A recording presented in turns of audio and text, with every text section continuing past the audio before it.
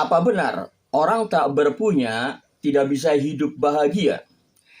Jika Anda masih berpikir bahwa hanya orang berada yang pantas hidup bahagia, tontonlah sampai selesai. Video ini akan membawa Anda menelusuri akar-akar logis, filosofis, dan spiritual dari satu pesan sederhana namun mendalam. Bahagia adalah hak semua orang. Salah satu bentuk kekeliruan berpikir adalah kesalahan dalam menilai suatu klaim atau nilai berdasarkan kekayaan. Irving M. Copy dalam bukunya Introduction to Logic menjelaskan, appeal to wealth is a logical fallacy that occurs when it is assumed that something is better, more valid, or more truthful simply because it is associated with wealth or wealthy people. It falsely equates financial status with correctness, value, or moral authority.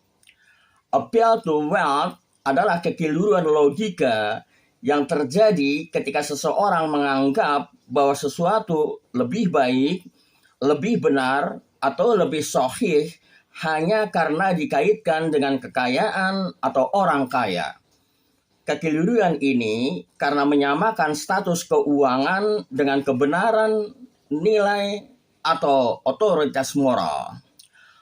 Copy memasukkannya dalam kategori informal fallacy of relevance karena tidak ada relevansinya antara kekayaan atau kemiskinan dengan kemampuan seseorang untuk bahagia. Argumen harus mendasarkan kesimpulan pada premis yang berkaitan langsung. Misalnya, keikhlasan hati, kedamaian batin, bukan dompet. Secara logis, ide bahwa orang tak berpunya tidak boleh bahagia adalah keliru. Mari kita gunakan logika dasar. Semua manusia berhak hidup bahagia.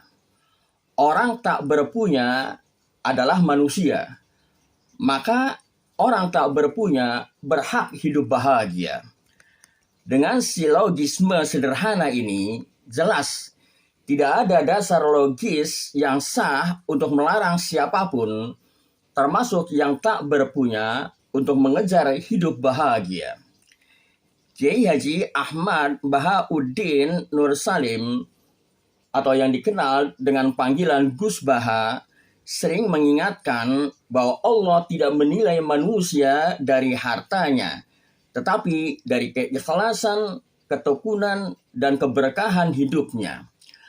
Dalam satu ceramahnya, beliau berkata, sing penting kue ison rimo lan urip barokah. Wong melarat kui dudu dosa. Kadang malah luwih nyenengake timbang sing sugi sing repoti awake dewe. Yang penting itu bisa menerima dan hidup penuh berkah. Miskin itu bukan dosa. Kadang malah lebih menyenangkan daripada kaya yang justru merepotkan dirinya sendiri. Pernyataan ini menggugat asumsi sosial yang menyamakan bahagia dengan isi dompet.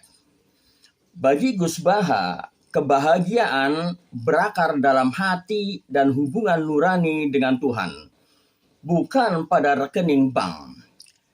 Jean-Paul Sartre, filsuf eksistensialis Prancis, pernah berkata, existence precedes essence. Eksistensi mendahului esensi. Artinya, kita hidup lebih dulu, lalu menciptakan makna hidup kita sendiri. Bahagia bukan warisan status, tapi hasil dari kesadaran dan pencarian makna. Begitulah Viktor Frankl dalam Man's Search for Meaning menyatakan, everything can be taken from a man but one thing, the loss of the human freedoms, to choose one attitude in any given set of circumstances, to choose one's own way. Segala sesuatu bisa direnggut dari seseorang, kecuali satu hal, kebebasan manusia yang terakhir untuk memilih sikapnya dalam situasi apapun, untuk memilih jalannya sendiri. Kebahagiaan menurut Frankl bukan hadiah dari dunia, tapi sikap batin yang penuh makna. John Stuart Mill menambahkan, capacity for the nobler feelings is in most natures a very tender plant. Kemampuan untuk perasaan yang lebih luhur ada dalam hampir semua manusia. Artinya, kemampuan merasakan kebahagiaan dan makna luhur bukan hanya milik orang kaya, tetapi milik semua manusia, termasuk yang tak berpunya. Dalam hasanah Islam, para ulama telah lama menegaskan bahwa bahagia bukan soal harta, tapi soal jiwa.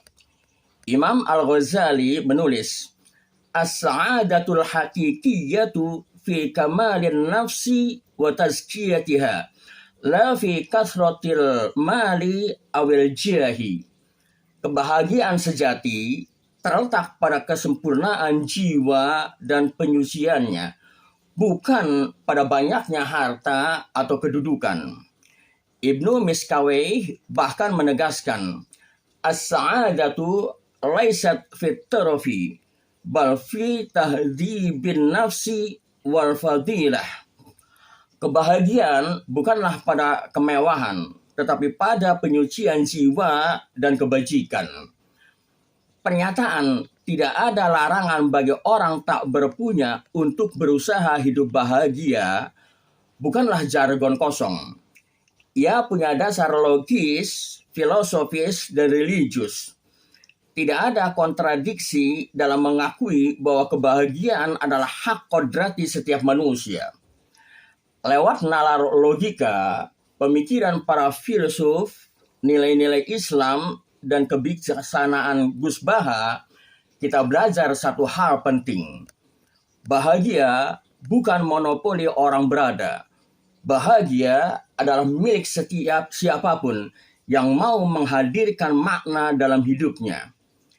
Jadi, siapapun Anda hari ini, kaya atau sederhana, terkenal atau tersembunyi, Anda tetap berhak dan mampu menumbuhkan tunas-tunas bahagia dalam hidup Anda sendiri.